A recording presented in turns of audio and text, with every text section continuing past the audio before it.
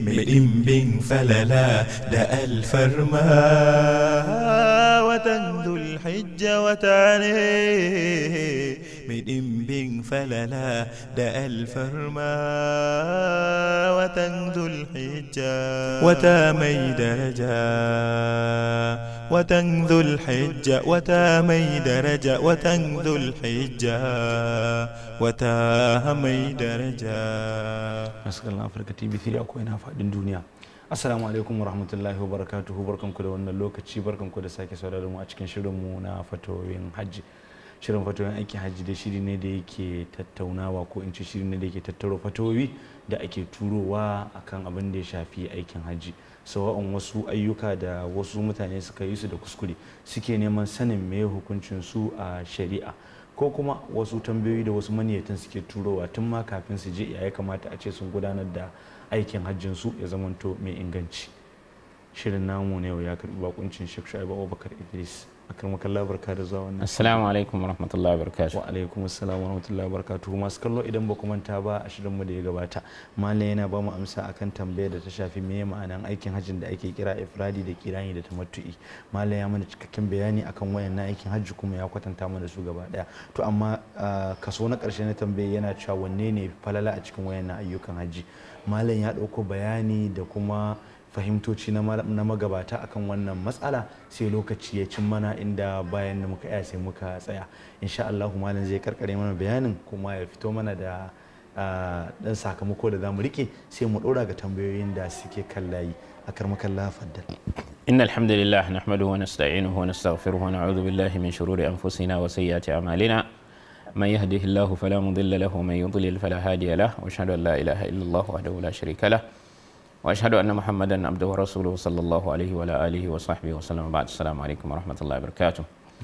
muna jaddada godiya ga Allah subhanahu wataala wanda ya kaddari saduwar mu wannan fili na fatawan aikin haji ko ayyukan haji ko fatawoyin haji za a ce, wanda in ba a manta ba kamar yadda mai gabatarwa ya faɗa a filin da ya gabata, muna tattaunawa akan abin da ya shafi nau'uka na aikin haji guda uku da ake kiransu ifradi, kirani, tamattu'i, wanda muna bayani akan, mun yi bayanin yanayinsu da bambance-bambancin da ke tsakani. Muna bayani akan wanne ya fi falala, da mun faɗi maganganun malamai akai. Akwai wanda suke ganin ifradi shi ya fi, akwai wanda suke ganin ƙira ne shi ya fi, akwai wanda suke ganin tamattu'i shi ya fi. To kamar yadda muka faɗa dai wannan falala ce, amma duk sun ittifaki akan duk wanda mutum ya yi aikin hajjinsa ya yi. A nan abin da za mu karkare bayani da shi shine, idan mutum yana da halin wato aikin umra da aikin haji ko yaushe, to Allah ta'ala alam na ganin abin da zai dace da shi shine ifradi. Wato tunda wato la shakka mutum ya kadai ta aikin shi kadai, akwai lada a ciki, akwai kuma bawa kowanne aikin hajjin da abin nan cikawa yadda ya kamata. To amma mutumin da watakila wannan zuwan ma dai da abin nan aka samu aka tafi, ko wani ya taimaka, ko in gwamnatocinsu suna taimaka, watakila nan aka bashi kujera ko wani ya biya masa, ko kuma dai watakila halinsa ba zai kai ya tafi umra ya tafi aikin haji kowanne daban-daban ba. To anan hakikatan kowanne ya dauka cikin guda biyun nan, da tamattu'in da kuma kiranin, kowanne ya yi, sai dai ya ɗauki tamattu'in yana da kyau, wato ya yi aikin umran ya ware shi kaɗai, ya kammala shi ya sauke, sa'an nan ya zauna daga baya ranar 8 ga wata ya ɗauki abin da ya shafi wato aikin haji a ranar 8 ga wata kenan. Ina ga wannan ga mutumin da yake wato halinsa ya danganta ga yanayinsa na halin da yake ciki, saboda haka ina ga wannan zai kyau ya zaɓi ko tamattu'in ko kuma kiranin, ya zama cewa ya haɗa guda biyun a tafiya guda ɗaya, ya samu umra ya kuma samu aikin hajji. Saboda haka wannan dai shine abin da za mu karkare a cikin wannan tattaunawan malamai na wanne ne ya fi falala. Wannan shine wallahu ta'ala a'lam. Na'am. to malam Allah ya saka da alheri. Malam sai mai tambaya ta gaba shi cewa yake matar shi ma'aikaciya ce kuma tana da rufin asiri ko ince tana da kuɗi babu laifi, shi da ita dukkan sun yi aikin hajji kuma sun yi umara, to nan tana son ta biya ma mahaifinta kuɗi ya yi aikin umara sannan kuma bai da ƙarfin da zai iya yin ayyuka. Shin mai malam yake gani akan cewa ita ta je ta taya shi wajen a samu ai wannan ayyuka? Suna son bayani akan ita ta biya ma mahaifinta kuɗi kamar mai hukuncin shi, sannan kuma ita ta je ta taya shi saboda kamar tana ganin tsohuwarta ita ma ta gajiya, ba lalle bane ta iya taimaka mai akan haka. To alhamdulillah, batun ta biya masa aikin hajji wannan abu ne mai kyau, babu matsala a ciki. Tunda abinda zaka biya wani, abinda zaka iya wa wani kana iya biya masa yayi. Dalili kuma hadisin da ya tabbata Bukhari da Muslim, hadis Abdullah ibn Abbas, kissan matan nan wanda ta zo gurin manzon Allah sallallahu alaihi wa sallama take cewa annaban Allah farillan aikin haji ya riski mahaifanta, baya iya zama akan abin hawa saboda tsufa, baya iya wani tafiya, baya iya komai, saboda ba zai iya aikin haji ko umra ba. Shin akwai matsala ni nayi masa? Annaban Allah yake ce mata kiwa mahaifinki aikin haji, wata riwaya ki masa umra, aikin haji da umra. Saboda haka anan kenan tunda ai abin da zaka iya wakiltan wani in zai iya da kansa ka bashi ji, saboda haka wajen biya masa kuɗi wannan babu matsala a ciki. Amma a ce tare da nuna cewa shi dinnan yana da rauni, sa'annan kuma ita a nan la shakka tafiya da mahaifi dama inda yana da karfinsa wannan muharraminta ne. To amma lura da cewa daga cikin manufofi na a tafi da muharrami shine wanda zai taya ita matar, saboda rauninta ne yasa aka ce a nemo mata wanda zai kula da ita. To in ya kasance uban shi yana da rauni, sa'annan ita kuma gata nan ita kanta tana bukatar wanda zai taimaka mata, bai kamata a ce ita ce za ta tafi tare da shi ba.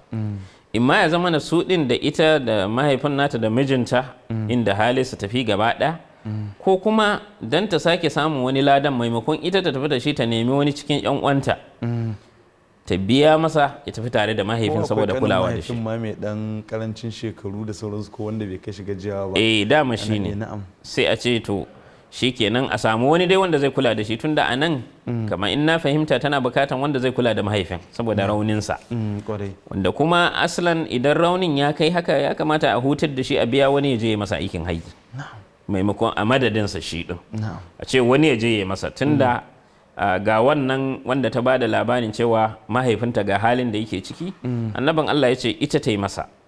So daga idan raunin ya kai ana gudun cewa saboda aikin haji hakikatan aiki ne da yake bukatan mai kuzari wanda yake da karfi a jika, da ayyuka ne da suke bukatan haƙuri da juriya a ciki. Saboda haka idan ana ganin cewa ba zai iya ba, to aula wato a biya wakilci, wani ya wakilce shi ya masa aikin hajjin, ta biya wa wani wanda yake maji karfi wanda kuma ya san aikin. Saboda wani lokaci kawai mutane ba sa wannan kula din, ka je kana son ka biya wani wanda zai wakilce shi kansa bai san aikin ba, saboda haka a zama cewa an biya wani abin da bai da amfani. Saboda haka dole a nemi wanda ya san aikin a ce to shi kenan wani ka wakilci ko kuma ka yi wa, amma ya zama na cewa shi din ya taba wa kansa aikin hajji, ya sauke aikin hajjinsa na farilla. In ba haka ba, in ma ya tafi aikin hajji zai juya zama nashi, ba na wanda aka biya ya yi masa ba. Saboda haka ya zama da cewa a nemi wanda ya san aikin sannan kuma wanda ya taba yin aikin hajjin shi kansa.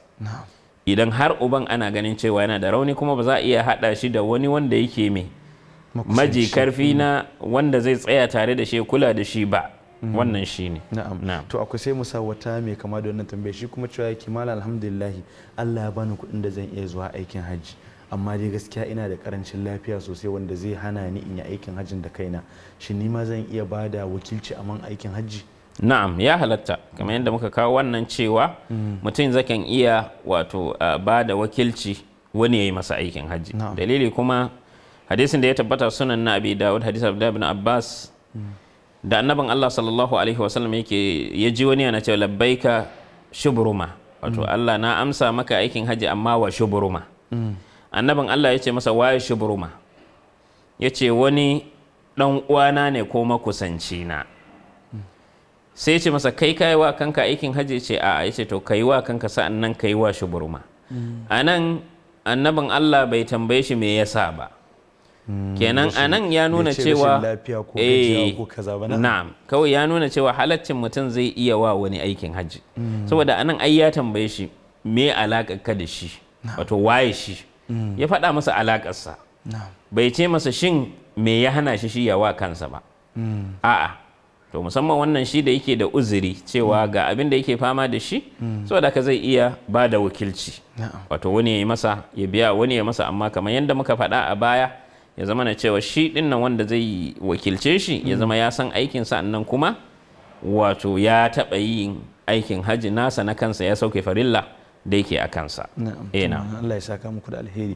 Wannan cewa yake malam ni na taɓa yin hajji sau ɗaya, sannan kuma na yi makakata da zarsa aikin hajji, yanzu ina sha'awar komawa in sake mata wani aikin hajjin, me malam yake gani akan wannan kwaɗayi nawa?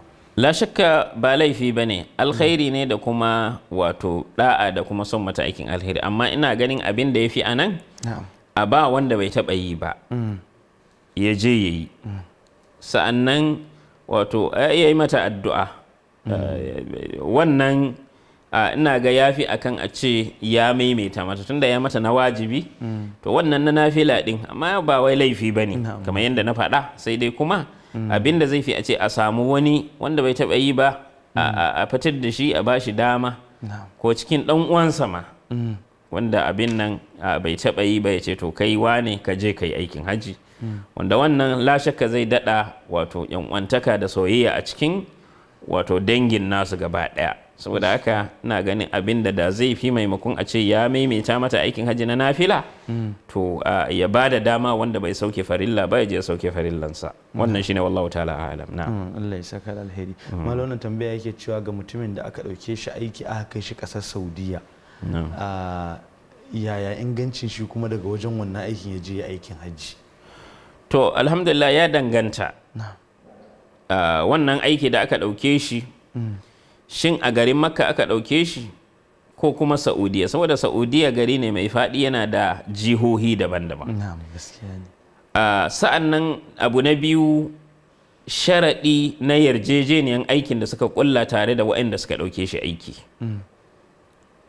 Shin aikin yana cin karo da aikin haji? Idan ya tafi aikin haji ya karye wani sharaɗi da cikin sharuɗan da suka yi, yarjejeniyan da suka yi ya saɓa wa ɗaya da cikin yarjejeniyoyi da suka yi, saboda hadisin da ya tabbata sunan Abi Dawud, hadisin Abi Huraira da yake cewa a ƙarshen hadisin al-muslimuna ala shurutihim, musulmi fa suna nan akan sharuɗan da suka kula, yarjejeniyar da suka yi dole ne kowa ya kula da yarjejeniyar nan. Saboda ka idan aikin da aka ɗauke shi ba a Makka bane kuma bai da alaka da aikin haji, sai a dubi sharaɗin, idan ya danganta, idan sun masa izini babu laifi ya zo ya aikin haji, ko kuma idan ya taho din nan ba zai taba wani sharaɗi cikin sharuɗan da suka yarjejenan da suka yi lokacin da suka ɗauke shi aiki, ba zai taba shi ba. In kuma aikinsa yana da alaka da aikin haji ne, ko mu ce a Makka yake, da shi din ma kusan kwana biyu ne. Bari dai mu dawo can kafin mu kai cewa a Makka. To ina jin malam kafin duka mu zo kan wannan din, za mu tafi da lokaci mu dan shawara, idan muka dawo insha Allah sai mu ƙara fassala bayani akan wannan matsala. Yawan masu kallo za mu tafi wutar bin lokacin nan shiri da muke kawo muku, da fatan ba za ku yi nisa da akwatin talabijin ɗinku ba. Malam yana kan amsa mana wani tambaya mai matukar muhimmanci, saboda kowa da yawa daga cikin kasashen mu ana samun masu zuwa yin ayyuka kala daban-daban a wannan ƙasa, so ya kamata mutum ya ji ya kamata ya gudanar da ibadarsa, kar kuma ya zo ya tauye wasu mu'amala ko kuma ya bata wasu sharuɗai da aka yi da shi a matsayin shi na musulmi. Idan muka dawo insha Allah za ku ji ƙarin bayani sai mun dawo.